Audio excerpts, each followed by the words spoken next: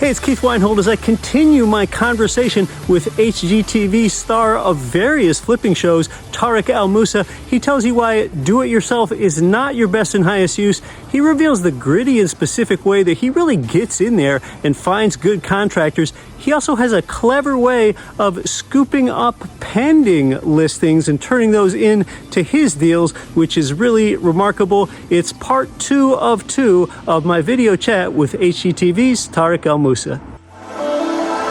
Welcome back to Get Rich Education. We're talking with HGTV star of several HGTV flipping shows, Tarek El Moussa. He's telling us about how he transitioned from a real estate investor and how he leveraged that into a television show. He specifically wanted to have a television show. It's not like they came and found him, even though he didn't have television experience, and he actually had almost no flipping experience, even though the show is obviously about flipping properties.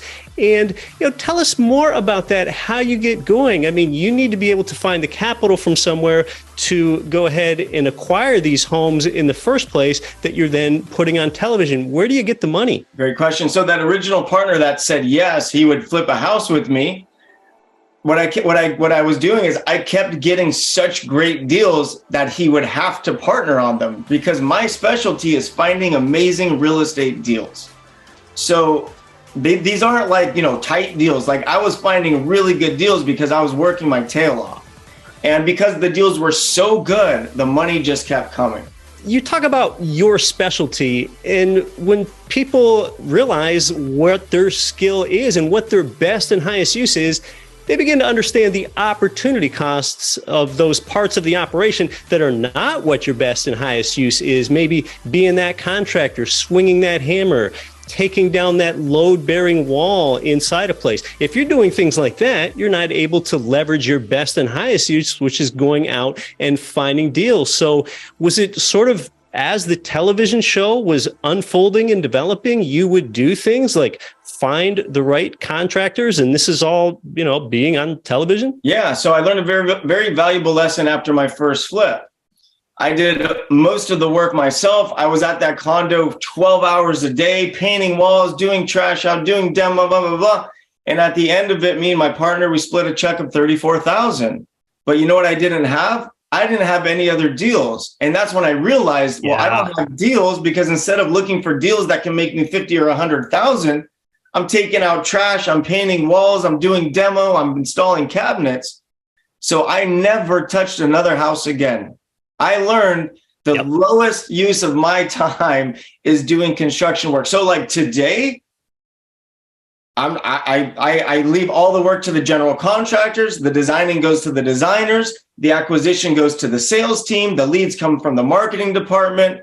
So I've worked really hard to remove myself from the daily day-to-day of the business, so I could really focus on the business itself. Now, some people, when they flip, they want to paint themselves and take that paint roller over some drywall. And then they think to themselves, I'm saving myself a labor rate of $32 an hour if I do this myself. But sooner than later, you identified that that was not your best and highest use. It's putting other people in those positions so that you can go and do your thing. I learned some of this myself when I started out with a fourplex building, living in one unit, renting out the other 3. I replaced the vinyl flooring and put hardwood plank flooring in my own unit because a friend showed me how to do it. But the mistake I made is when the other 3 units became vacant at certain times, even though I had already learned how to do the skill and I had that knowledge, I went and did it myself in those other 3 units, laying the hardwood floor in there. When I already knew how to do it, I should have been looking at the next deal rather than laying planks with knee pads down on my knees through all these rooms. So I think it's a lesson.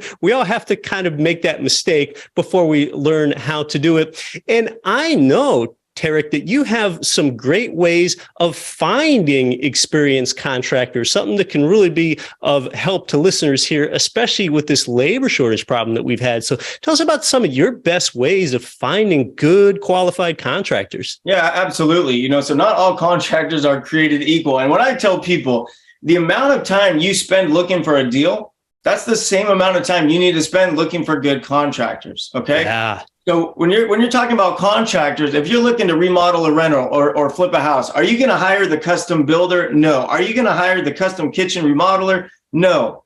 they're just too expensive, and it's a totally different business model. So the number one most important thing in a contractor, they have to have extensive experience in working with other fix and flip and buy and hold investors.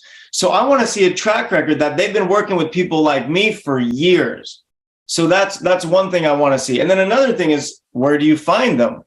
The best place to find them is the houses themselves. So you can scour Zillow in any market, scroll through the photos, read the descriptions, and look at which ones are flips. And then you can check the tax records to see, was it a flip? How many times has it sold in the last year and a half, right? So once you identify the actual address, well, then you could call the listing agent.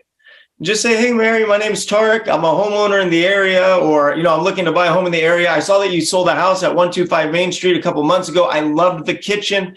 I really want to remodel my kitchen. Do you think you can give me that contractor's name? And that's how you do it. They might say no. If they say no, you call a different one. If they say no, you call a different one. And the goal is keep putting in the work until you find the people. If you drive a neighborhood and you see dumpsters there, that's probably a pretty good sign that there are contractors that did show up and do some work. So there are ways to find contractors, even amidst this labor shortage that we have.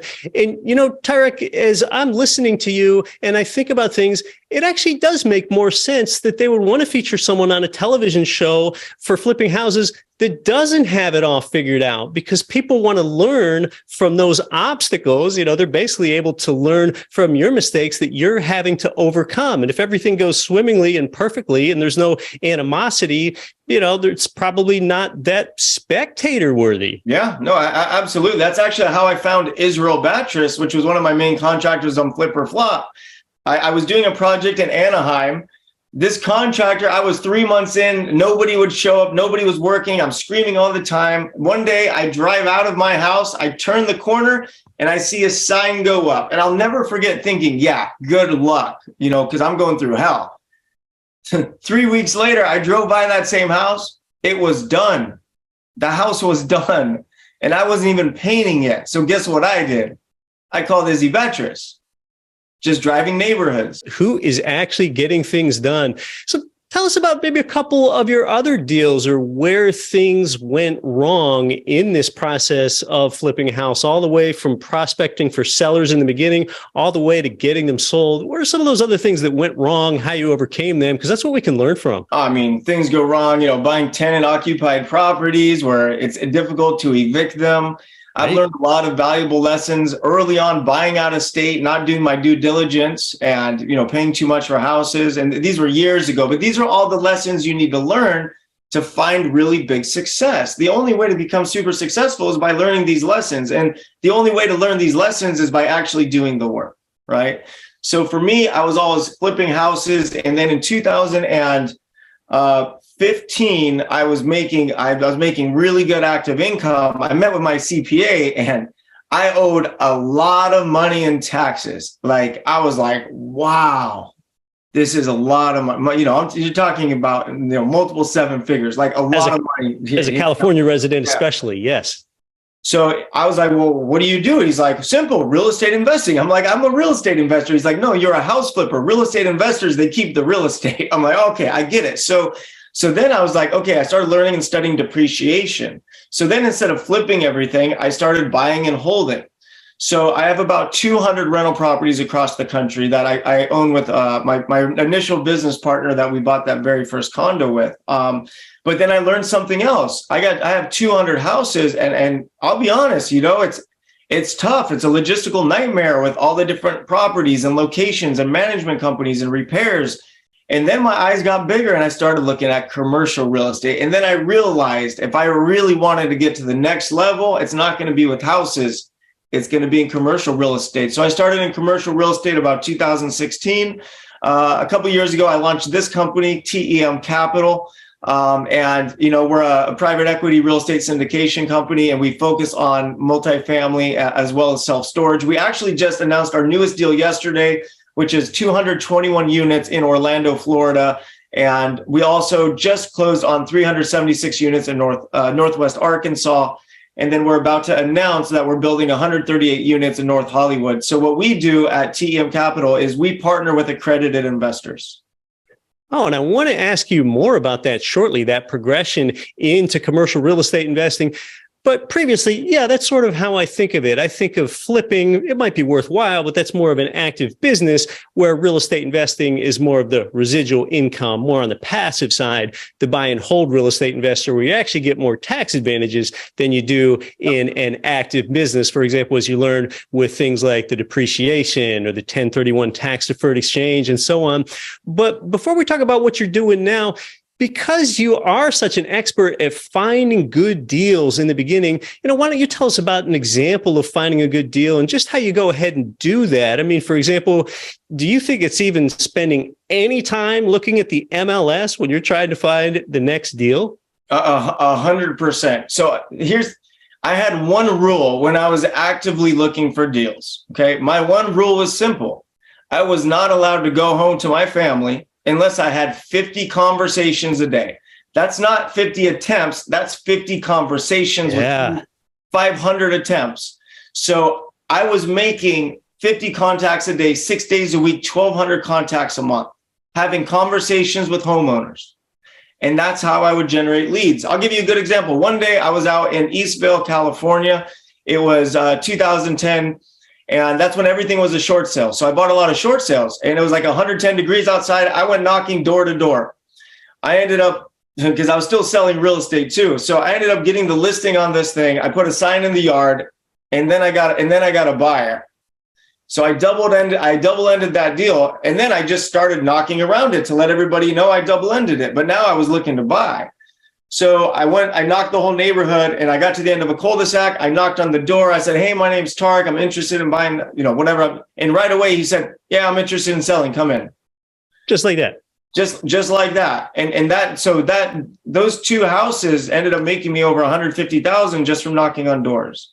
Another thing that I really loved is calling on pending properties. Okay. So most people, they see pending and they're like, "Oh, it's already sold." Right. When I see pending, I said, "Oh, there's a chance it falls out and nobody's looking at it." That's smart. Especially in today's market. So I think about 5 years ago, it was a sales rep first day on the job. And I told him, "I want you to call on every pending property." And I gave him the list. He called on this property in Newport Beach, California. When he called, the agent said, "We're falling out of escrow as we speak. If you're interested, I can move you into position." We did it, same deal, same day. Okay. Ended up making over 300,000 from cold calling on a pending sale. That's a great tip that a lot of people won't think about. They would dismiss pendings, but when a sale is pending, who knows what else might happen? Maybe the appraisal doesn't come in where it needs to. Maybe the borrower's financing isn't there. Maybe there are inspection negotiations between buyer and seller that aren't going well and haven't been settled, and you just gave them another option. 100%, and deal finding. There are so many ways to find deals. And at my company, HomeSchooled, where we're teaching people, is we go over all the best strategies and the best ways to find deals, because not all strategies are equal. I'll give you one example. Print mail. Print mail is not equal. You can send one piece, get 0 calls. You can send another piece and get a huge response. The problem is people don't know, they don't understand that they need to find the right piece. So I've done a lot of trial and error in order to know what works. So now I know what works. What's the message on the postcard? What color is the postcard? All those sorts of marketing things in order to get conversions. Yep, the size, the message, the feel, the look, the coloring, you name it. It's all very important. Well, if we've learned anything, we learned that you are a real doer and you really take calculated risks, but you have so many interesting ventures that you're doing today. You mentioned one of the commercial ventures. You mentioned a school program that you have for educating. So why don't you tell our audience more about your resources today and how they can connect with what you're doing? Absolutely. So, the best way to follow me is on social media. It's at The Real Tarek El Moussa. But my house flipping company and wholesale company is Tarek Buys Houses. If someone's out there and they want to take their business to the next level as a real estate investor, as an active real estate investor, I have my HomeSchooled by Tarek community. They should check that out. If someone's an investor that's accredited and they want to partner with me on some incredible commercial deals, they can go to temcapital.co. And then my newest company we just launched in January. It's our solar company. And we actually broke the industry record for the most systems sold in our first month in business. So a lot of different things, all in housing, but I'm passionate about two things. One, teaching people how to invest in real estate, and two, investing alongside with them. Well, congratulations. That is a lot of success on so many fronts. Is there any last thing you'd like to leave our real estate investor audience with, Tarek? However big they're thinking, think 10 times bigger, because whatever you think, you're going to achieve. And it's very important to have the right mindset as an entrepreneur. So as I've gotten older, my thinking's gotten bigger. And if I would have been thinking bigger sooner, I would have been farther. So again, whatever your goals are, make them 10 times bigger and you're going to get there faster. Even if you start small, you can still think big. Tarek, it's been valuable. Thanks so much for coming on to the show. You got it. Thank you.